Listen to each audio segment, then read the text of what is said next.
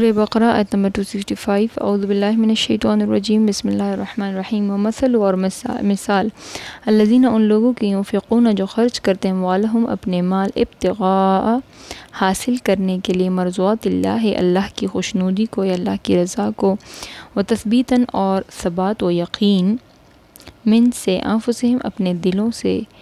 کمثل جیسے جنت ایک باغ ہے بربوۃ بلندی پر اصوابہا اس پر پڑی وابل تیز بارش فآتت تو اس نے دیا اکلہا پھل ضعفین دگنا فإن پھر اگر لم یصبھا نہ پڑی وابل تیز بارش فطل تو پھوار یا شبنم واللہ اور اللہ بما جو تعملون تم کرتے ہو بصیر دیکھنے والا ہے ومثل الذین ينفقون اموالهم ابتغاء مرضات اللہ اور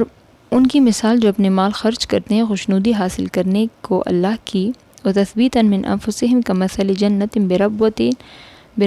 اصوابها وابل فآتت اکلہا ضعفین اور اپنے دلوں کے یقین و ثبات کو ایسی ہے جیسی بلندی پر ایک باغ ہے اور اس پر تیز بارش پڑی تو اس نے دگنا پھل دیا فإن لم یصبھا وابل فطل پھر اگر نہ پڑی تیز بارش تو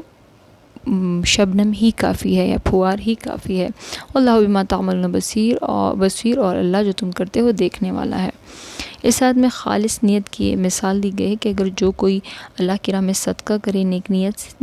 نیتی سے تو اس کی مثال ایسی ہے کہ کوئی باغ ہو کسی ٹیلے پر یا اونچی جگہ پر اور اس پر زور کی بارش ہو جائے اور اس باغ میں جو ہے بارش کی وجہ سے جو ہے وہ باغ دو چند جو ہے مطلب دگنا پھل اگائے اور اگر زور کی بارش نہ بھی پڑے لیکن ہلکی سی پھوار ہو شبنم ہو وہ بھی کافی ہے اس فصل کے لیے، یعنی اس بندے کی نیت اللہ کی رضا ہو اور پوری محبت کے ساتھ اللہ کی راہ میں صدقہ کرے تو اس کی مثال اس تیز بارش سے ہے جس کا رزلٹ یہی ہے کہ اس کو اللہ دگنا دے گا، اور اگر تیز بارش نہ بھی ہو ہلکی ہو مگر نیت ٹھیک ہو، یعنی شدت نہ ہو صدقہ دینے کی مگر نیت ٹھیک ہو تو بھی اللہ دے گا، وہ بڑا مہربان اور